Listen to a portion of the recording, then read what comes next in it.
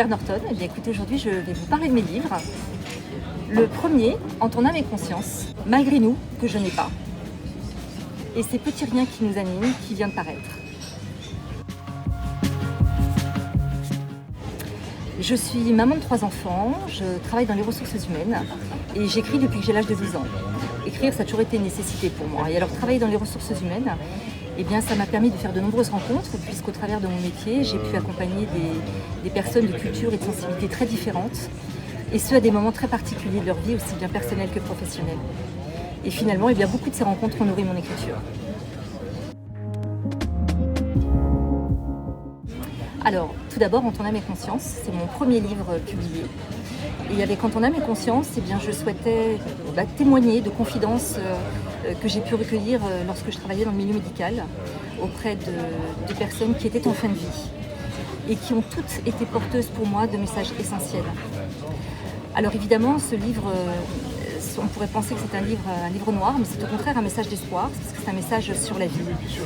Et je crois que ce que je souhaitais faire en fait, c'est mettre en scène ces leçons de vie que j'ai pu vraiment avoir, mettre en scène ces leçons de vie au travers d'une galerie de personnages qui nous ressembleraient ou qui ressembleraient aux personnes de notre entourage.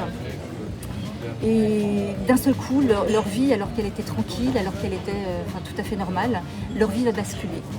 Et on a donc au milieu de toutes ces tranches de vie, de tous ces personnages, un enfant très singulier, qui, au cœur de toutes ces histoires, va jouer un rôle très particulier, puisqu'il va nous interpeller alors que l'on est encore en bonne santé, mais qui nous rappellera qu'un jour il sera forcément trop tard.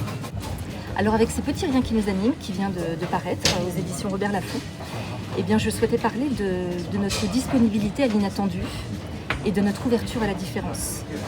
Parce que finalement, nous sommes tous aujourd'hui englués dans des trains-trains un peu quotidiens, alors habituels mais rassurants, et dans lesquels nous nous entourons généralement de personnes qui nous ressemblent.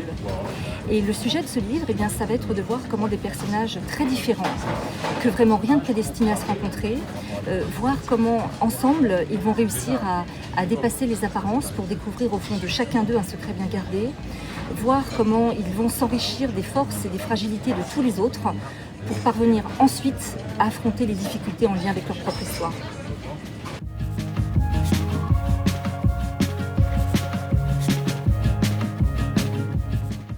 Alors, je dirais une fenêtre extérieure qui me permet de découvrir et de partager d'autres réalités que les miennes. Difficile, mais je dirais La peau de chagrin de Balzac. Parce que c'est un livre que j'ai lu une première fois jeune, que j'ai relu plusieurs fois au cours de mon existence. Et je crois qu'un livre qui est capable comme ça de vous accompagner tout au long de votre vie, à des étapes différentes, eh bien c'est un livre qui vous a forcément marqué. Et donc j'ai un peu le sentiment d'avoir grandi et vieilli avec lui. Qu'est-ce qui vous pousse à écrire ? Eh bien moi, c'est l'envie de conter l'histoire de personnes que je croise et que je souhaite mettre en scène en mettant en lumière le côté singulier, passionnant ou bouleversant de leur vie.